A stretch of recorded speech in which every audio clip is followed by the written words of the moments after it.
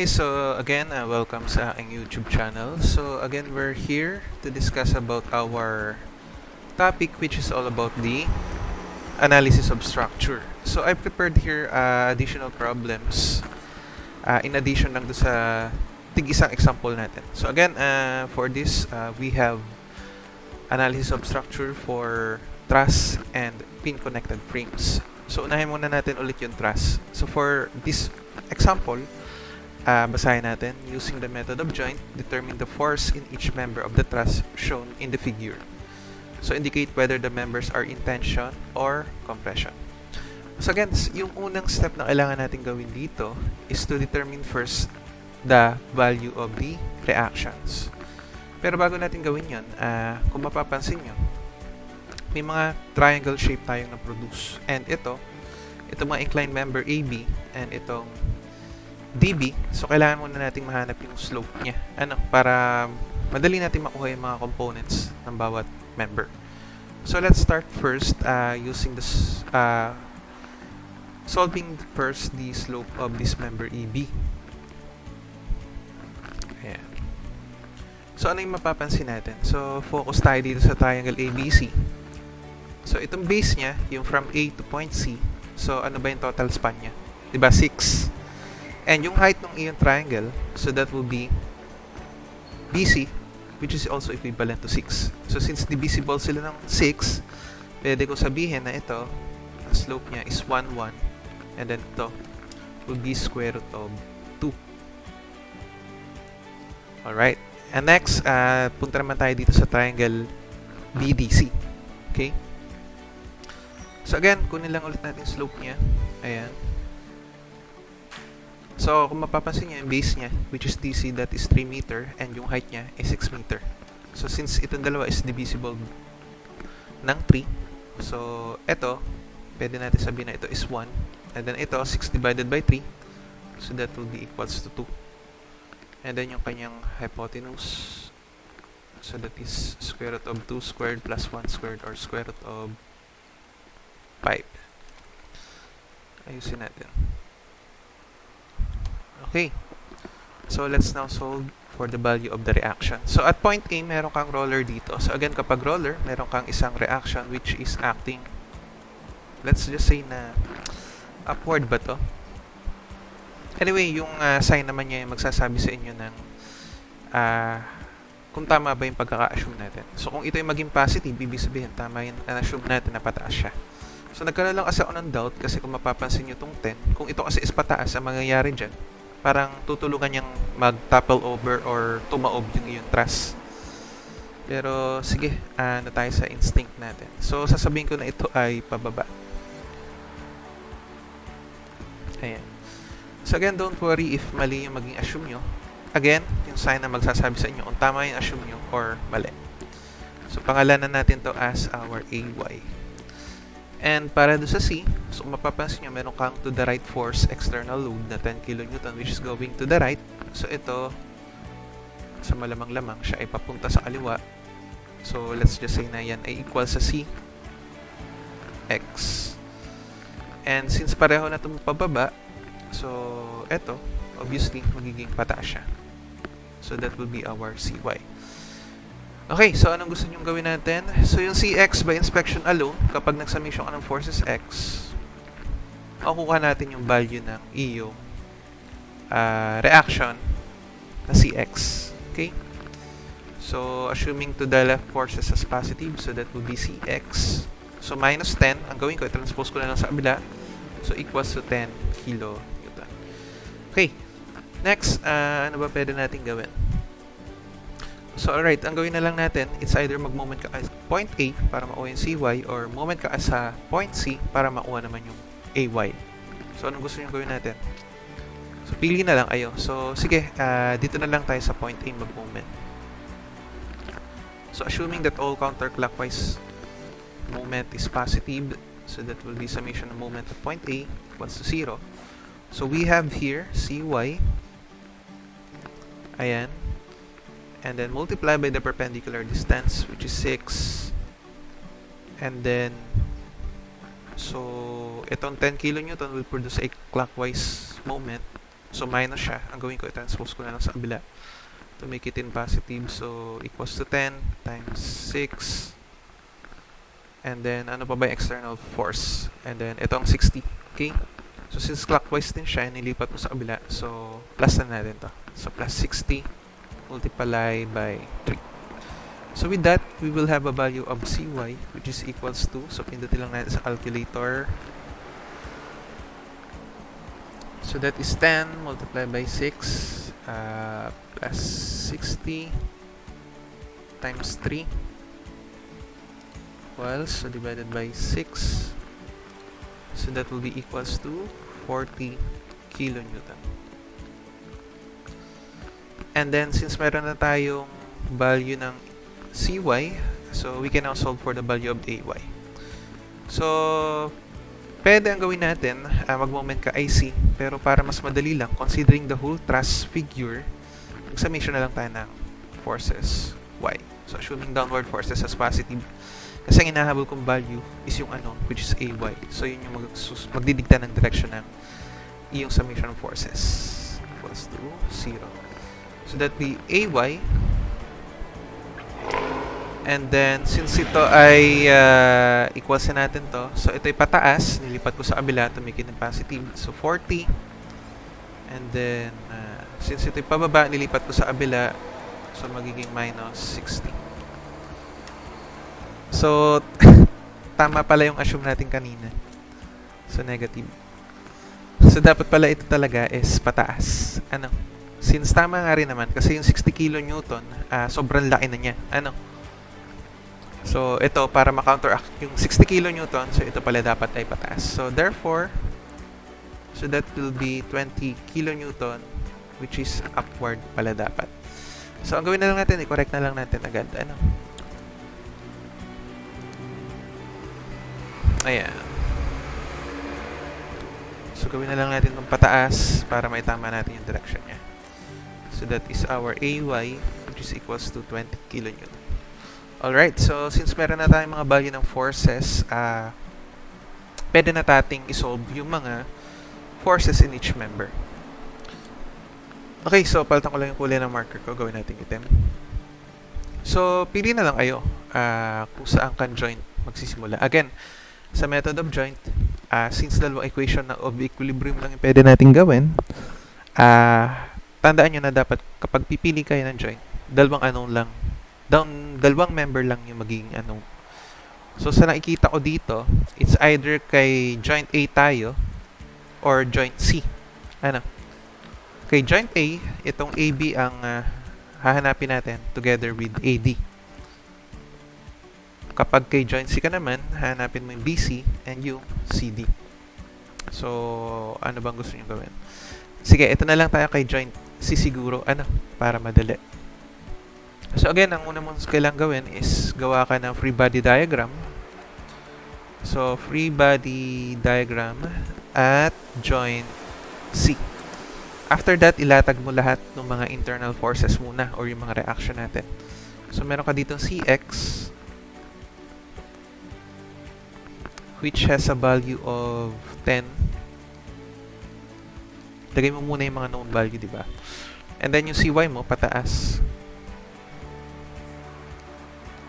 Ayan, which is 40 kilonewton.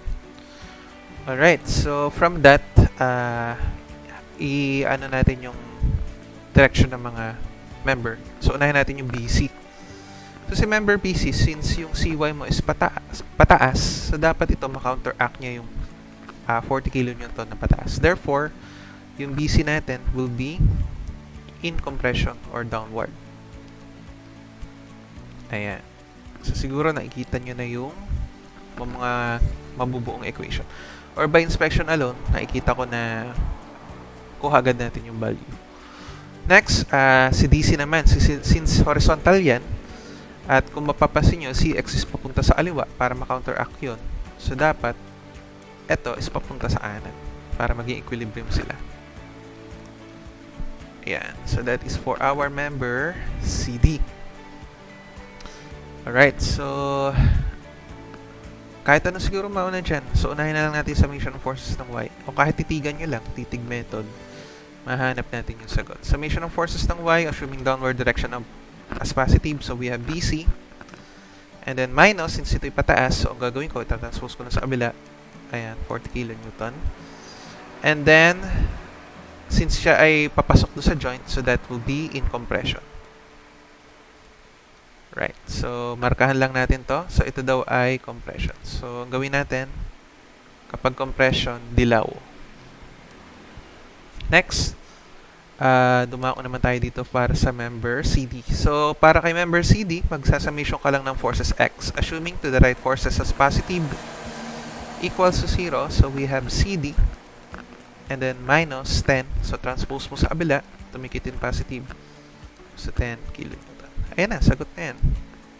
So that is also in compression. Okay? So ayan.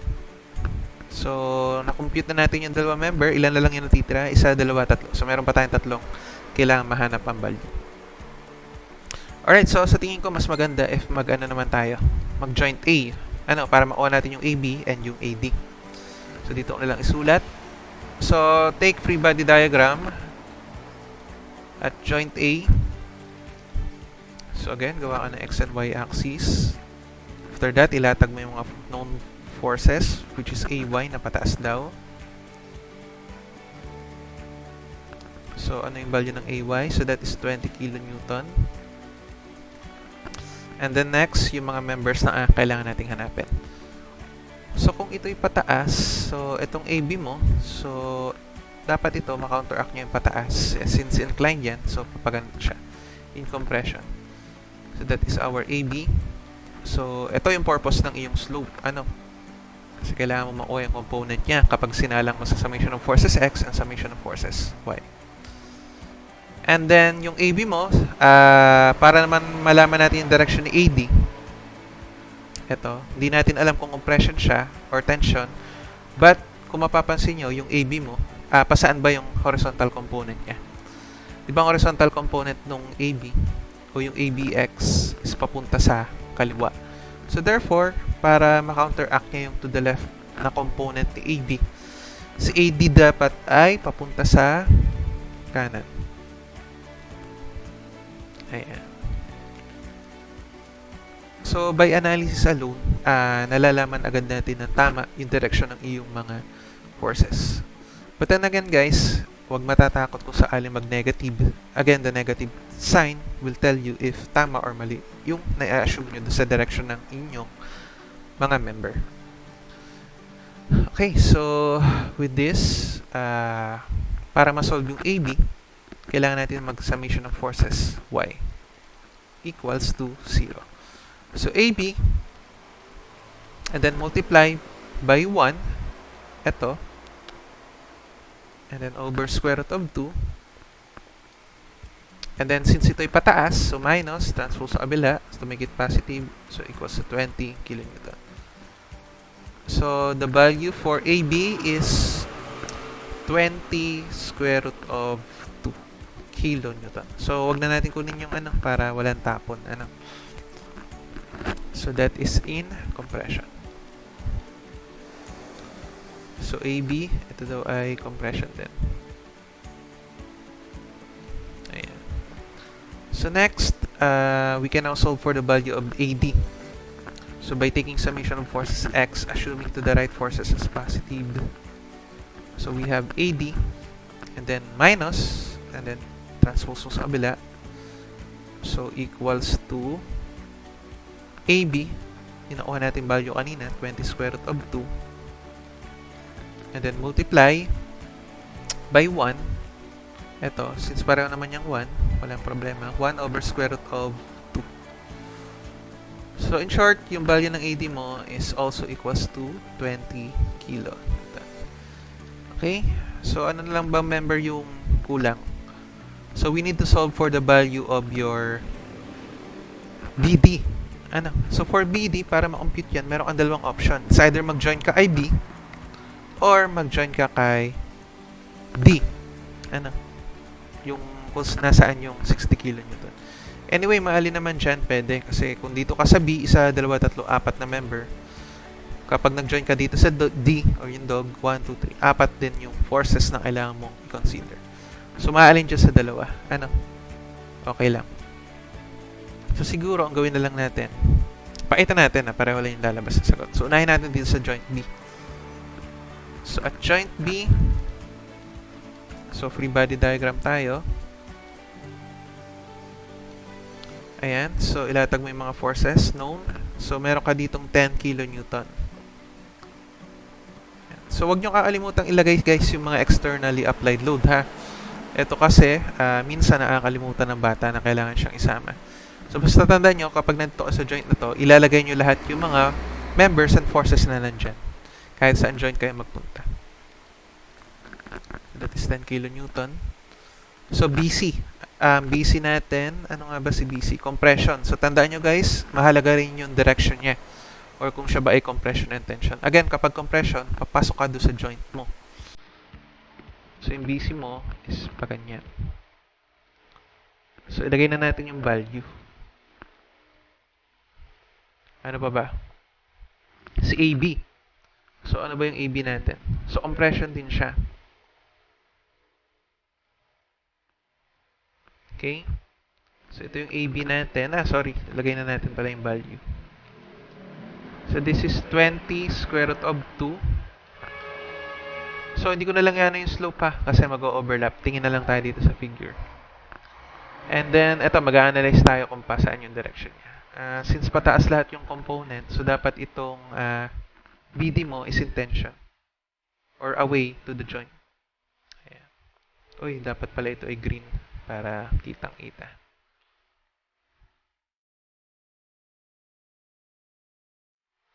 Ayan. So, this will be your member BD. So, ang slope niya, again, ito. Tingin na lang kayo dito sa original thrust natin. Alright. So, paano ba ma-compute yung inyong BD? So, mahali naman sa dalawa, ano? It's either mag-summation ng forces X or summation ng forces Y. So, ipakita natin na pareho din yung lalabas na sagot. Ano? So, siguro unahin natin yung summation ng forces Y. So, by taking summation of forces ng Y equals to 0, so we have BD. So, again, multiply by its slope. So, ano ba yung BD natin? So, yung 2 over square root ng 5. And then, ano pa? So, equals ko na siya, no? Kasi since parehong pataas yan, para maging positive sila, is equals to 40. Then, plus yung inyong AB na 20 square root of 2. And then, multiply by, ano ba yung AB natin? Ayan. Multiply by 1 over square root of 2. So, with that, ang mapapalabas natin na value ng BD is equals to, sa alpha 40 plus 20 square root of 2 divided by square root ng 2. Ay, dapat pala kinancel ko na, hindi ko na pinilo sa alpha. And then, times square root of 5 and then divided by 2. So, that is 30 square root of 5. So, that will be in tension. Okay, so i-check natin siya using summation of forces ng X. So, kapag summation of forces X, ito yung gagamitin natin. Yung 10 kilonewton at saka yung X component ni 20 square root of 2. So, ganito na lang yung gawin natin kayo para ma-practice din kayo. So, at do sa joint D, i-check nyo din.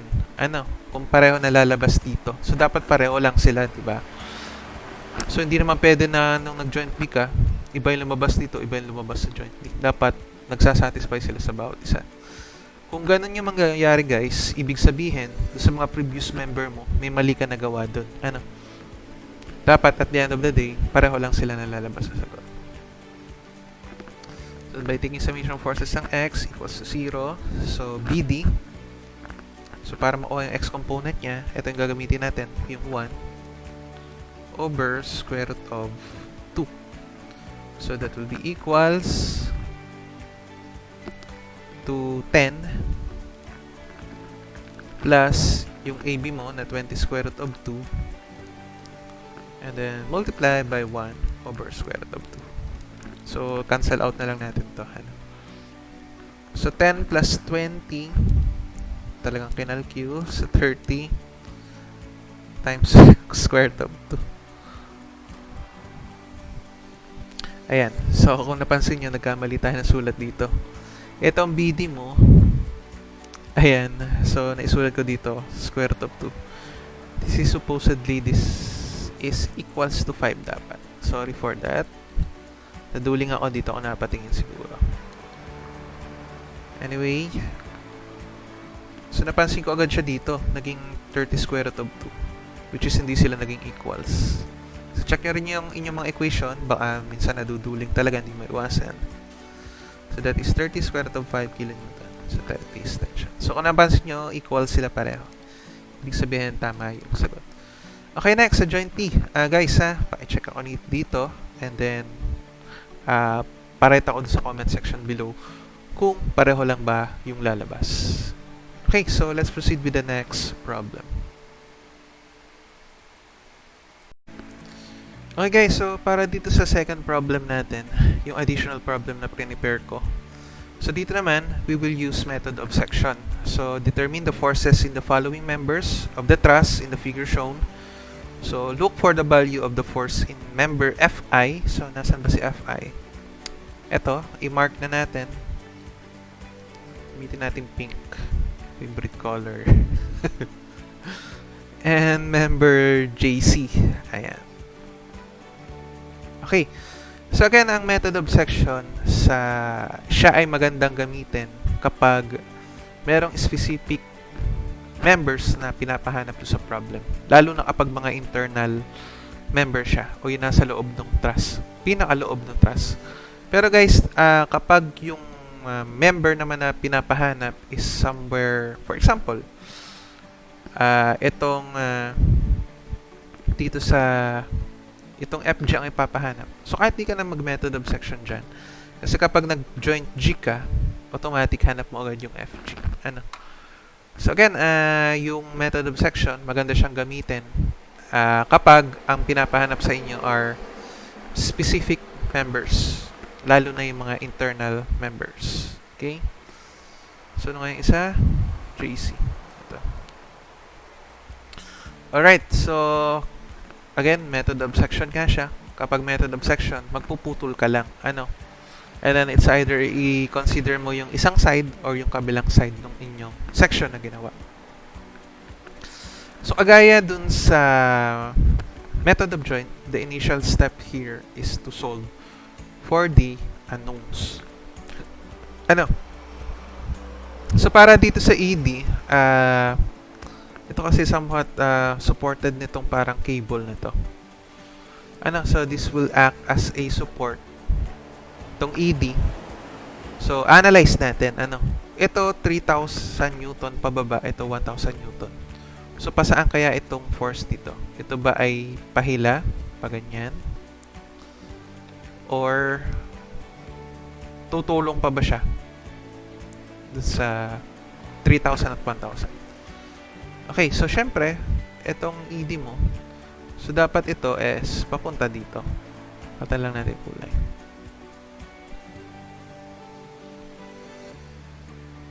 Ayan.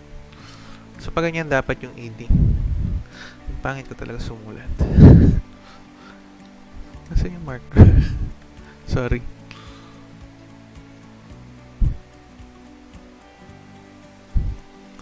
Ayan. So, dito naman, para kay support A, so meron siyang hinge. So, kapag hinge, dalawa nga ulit siya. So, yung Y component niya, since dalawang to is pababa, 3,000 and 1,000, ito pataas to. So, pangalanan natin siya as AY. And then, since ito is papunta na sa kaliwa, so yung AX or yung X component ng reaction dun sa yung hinge is papunta na sa kanan. Ayan. Okay, so isolve natin. So ano ba magandang gawin? So mag-moment siguro tayo kay point A para mahanap natin yung ED. So dito na lang. So when you take summation of moment at point A equals to 0. So ayan. So let's start first with ED. Assuming counterclockwise Kasi again, ang pinaka-control ko ng direction is yung unknown. So, ang pinipilit ko kasi doon sa unknown, nandun siya lagi sa left side ng equation. And lahat ng mga known values, idediretso ko siyang equals, and then i-oppose ko lang yung condition na ginawa ko. So, ibig sabihin, lahat na nasa kabilang side, eto, lahat ng nasa side dito. So, yan naman, para maging positive, dapat clockwise ka. Kabaligtaran nung sa left side. Okay, so we have ED multiplied by its perpendicular distance. So, 3, 6, 9. So, meron pa bang counterclockwise? Wala na, di ba? Puro clockwise na to. Yun na-produce ng 3,000 with respect to sa A. So, equals na natin yan. So, kapag nasa kabilang side na, so, magiging positive naman yung clockwise. So, 3,000 multiplied by, so, 2. To 2 plus 2. That will be equals to 4. And then, plus 1,000 multiplied by the distance of 6. So, with that, we will have a value of the reaction ED, which is equivalent to, hindi ko makita yung record ko, 3,000 times 4. So, pasensya na, mabilis dapat itong pipindutin eh. Kaso, ang gamit ko nga dito is yung pad, yung drawing pad. Parang nadut-dut ka siya. And then, divided by 9. So, that will be equals to 2,000. So, considering the whole figure, kapag nagsummation ng forces ng X equals to 0, so assuming to the right forces as positive, therefore, yung AX mo will just be equals to ED, which is equals to 2,000 kilonewton. And again, considering the whole figure, just take summation ng forces ng Y equals to 0. So, assuming upward direction as positive, so we have AY is equals to 3,000 plus 1,000, which is equals to 4,000 kilonewton. Alright, so since may mga value na tayo ng reaction, pwede na tayo mag-method of section. So, kapag nag-method of section ka, make sure na at least 3 yung makakat mo doon sa section. Bakit 3? Kasi nga, tatlo yung equation mo na pwedeng gamitin. Summation ng moment, summation ng forces X, summation ng forces Y. But then again, pwede siyang maging 4. So, kapag 4, meron tayong tinatawag na yung ruling mo kasi sa section, hindi naman ibig sabihin na laging tuwid yung cut na pwede mong gawin. Pwede kang sumayaw, or lumiko yung pagkakakat mo doon sa section mo. So anyway, meron naman akong example nun. Nasa structural theory lang siya ng mga playlist. So kung gusto nyong pag-aralan yun or magkaroon kayo ng advanced knowledge, i-browse nyo yung playlist ko doon sa structural theory. Meron din doon analysis of structure. Parang i-review rin kasi ito. Kasi under structural theory 1, meron doon topic na complex truss. So gagamit ka doon ng method of joint. So, kailangan talaga na ma-refresh itong knowledge niya sa analysis of structure. Okay, so again, balik tayo. Paano ba yung section na gagawin natin? Ano ba ang medyo kita dito? Ito, color green na lang. So, ito, gawin natin, mag-cut tayo dito. Ayan. So, ayan, makakat natin yung member IF, yung pinapahanap. So, pangalanan natin to as section 1. And then, yung isang section will be for this part. Ayan. So, let's name this as our section 2. So, again, kapag nagsasection ka, it's either etong, for section 1, it's either itong, di pala kita. For section 1, it's either itong side na to yung consider mo doon sa section mo, or pwede rin yung kabila. But make sure, kapag nagtitake kayo ng side kung alin na i-consider, at least kaunti lang dapat yung or parang pwede rin na mas madali yung figure na i-analyze mo. So, alin ba dyan yung mas madaling i-analyze? Itong malaking to, itong nasa left side, or itong nasa right side? So, di ba yung nasa right side, mas madali siyang i-analyze. So, yung right side yung i-consider natin. So, ang ibig sabihin, ikakat natin to. I-isolate natin. Teka lang ha. Pwede kayang i-crop to. Hindi ko pa kasi na-explore masyado yung... Pwede siguro to. Try natin kung pwede siyang i-crop. Pero hindi ko na i-draw.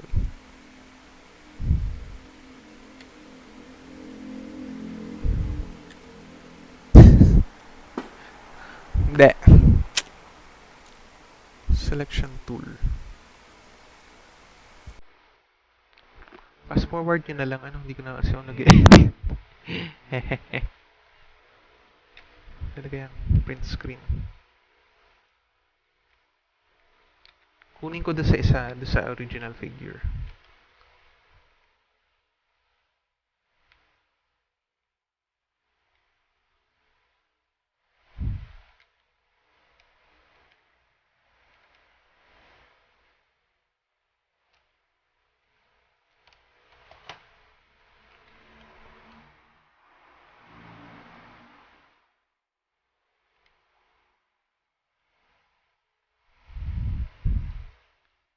Inano ko lang guys ha, para kasi hindi na tayo magtagal sa...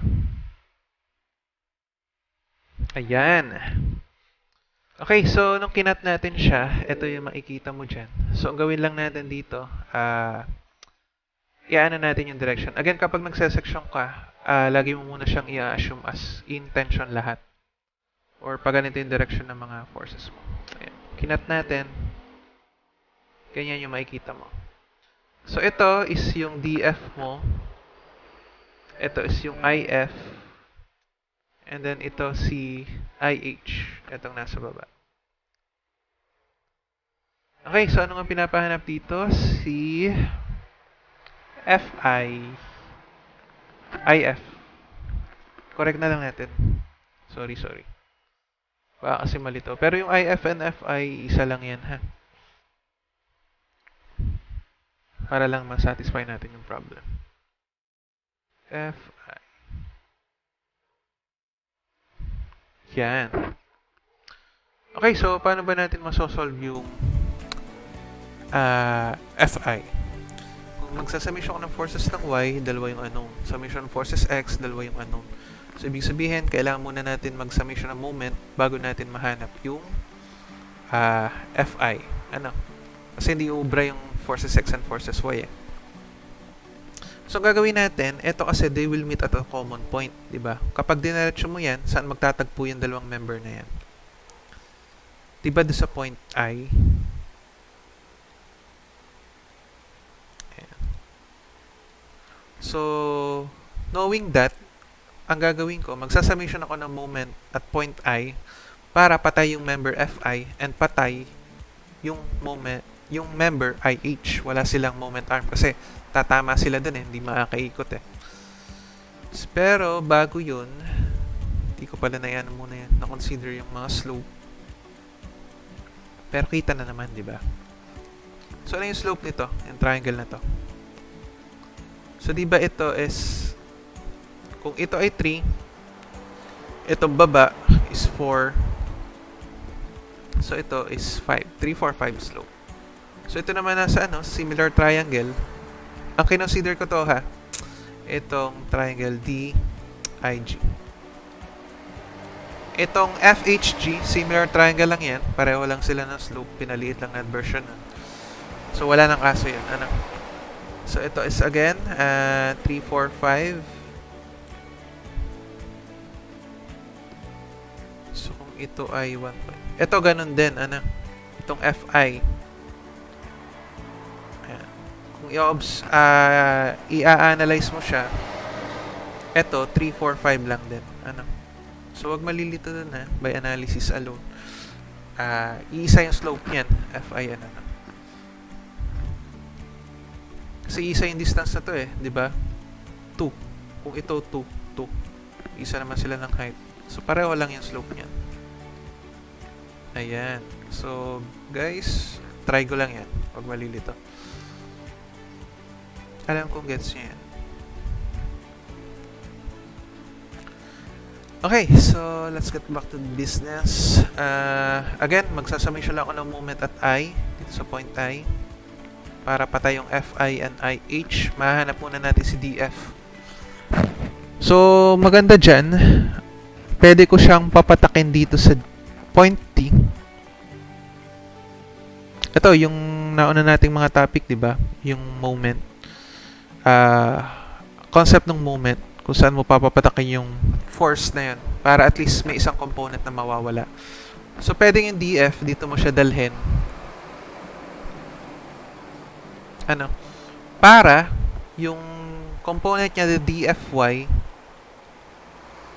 is equals to 0. Wala siyang moment eh. Diba? Magiging concurrent siya dito sa point I. Wala siyang perpendicular distance. So, ang kailangan mo lang alamin ngayon is yung component niya na dfx o yung x component. Kasi ito, hindi mo na kailangan i-solve. Kasi nga, 0 siya eh. Tatama siya dito. Hindi makakaikot to. Ayan o, yan yung line of action niya. Ayan, tatama siya mismo. So, ito lang yung may perpendicular distance itong dfx. Okay? So, dito ko na lang papapatakin sa sa point D. So, by taking summation ng moment at point I, again, dito tayo magmo-moment. So, dito lang natin dinala yung df para yung x component lang yung hanapin. So, df, ayan. So, hanapin natin yung x component niya. So, para makuha yung x component, i-multiply mo ng 4 over 5.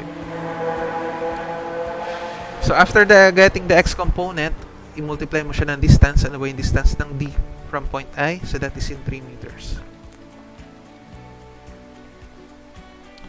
So, equals, ito, yung mga forces na yan. So, unahin natin yung 3,000. So, clockwise siya. Nilipat ko na sa kabila kaya naging positive. Times 2, and then plus 1,000 multiplied by 4. Ayan, meron na tayong value ng DF. So, pindutin lang natin sa calculator natin. So, 3,000, times 2 plus 1,000 times 4 and then times 5 and then divided by 12. So, that is 4,166.6667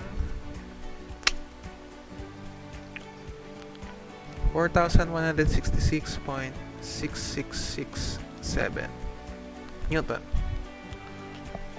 Alright, so since meron na tayong value ng DF, balik tayo ulit dito. Pwede na tayo mag-summation ng forces ng Y. Bakit Y? Kasi yung ating HI, yung IH natin, ay walang Y component.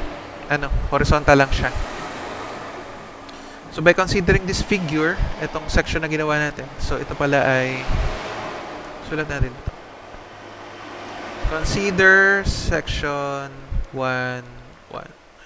Ayan, section 1, 1.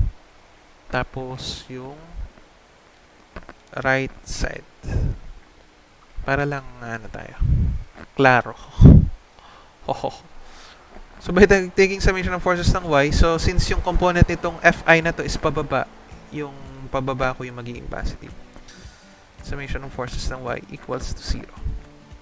So, yung Fi, so, get natin yung Y component niya. So, multiply lang natin ng 3 over 5. And then, equals na natin. So, since itong 3,000 and 1,000 na to is pareho din pababa, so, minus siya. Kasi dinala ko doon sa kabila eh. Dito sa side na to, positive siya. Nung nilipat ko sa kabila.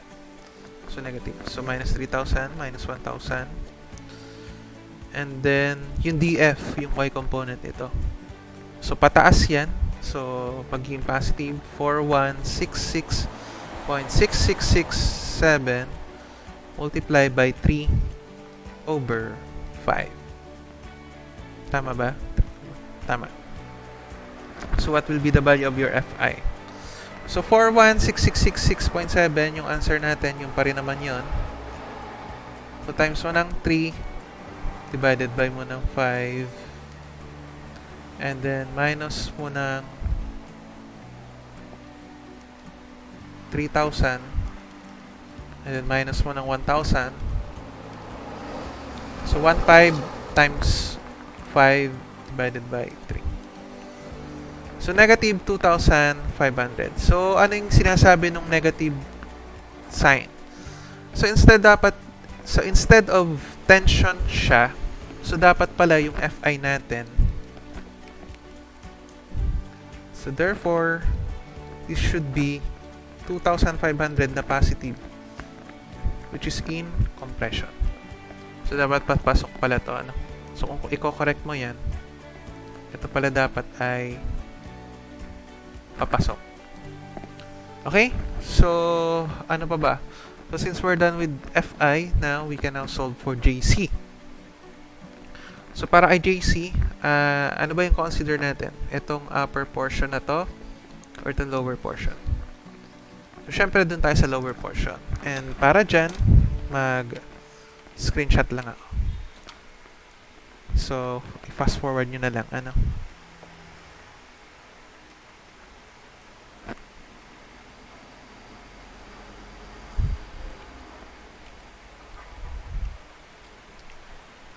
Ayan. Lakayan natin konti. Alright. So, dating gawi, ano natin yung muna yung mga direction niya. Yung lower portion yung consider natin. So, consider perfectionist. Consider section 2.2. Yung lower side.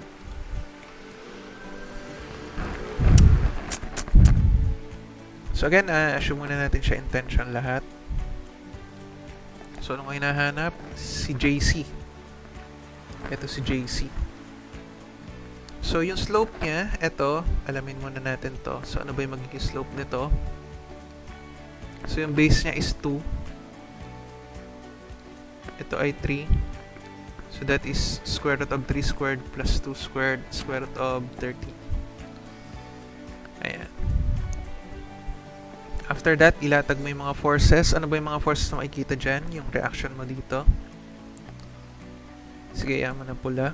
AX, which is 2,000. And then yung AY, which is upward. So that is equals to AY, 4,000. Ayan, madali lang pala tong isang to. So, paano ko nasabing madali? Again, kapag method of section, merong ang 3 working equation. Summation forces X, forces Y, summation ng moment. So, ano yung mapapansin nyo doon sa figure? Di ba yung JC, yung member JC mo is naka-inclined. Ibig sabihin, meron siyang dalawang component. Tama? So, doon pa lang, sa summation ng forces X, summation ng forces ng Y, maalin doon sa dalawa yung pwede mong gamitin. Pero, yung JC mo,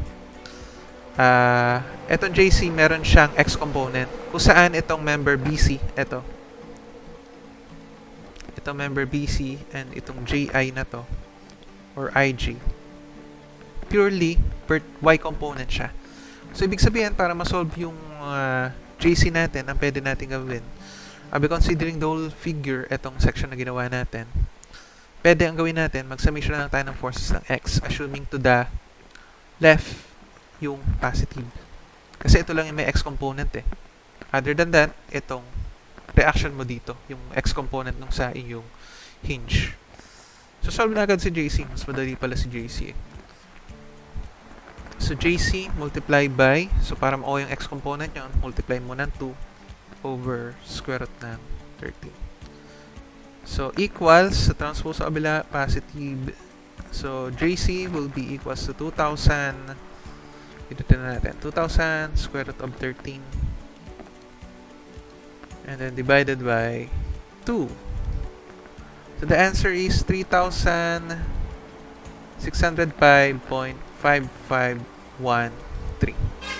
Newton. So tama na siya ay in tension. Alright, so guys, that's it. Nasolve natin yung dalawang unknown. So let's proceed with the last example. So another example tayo kay pin connected frames.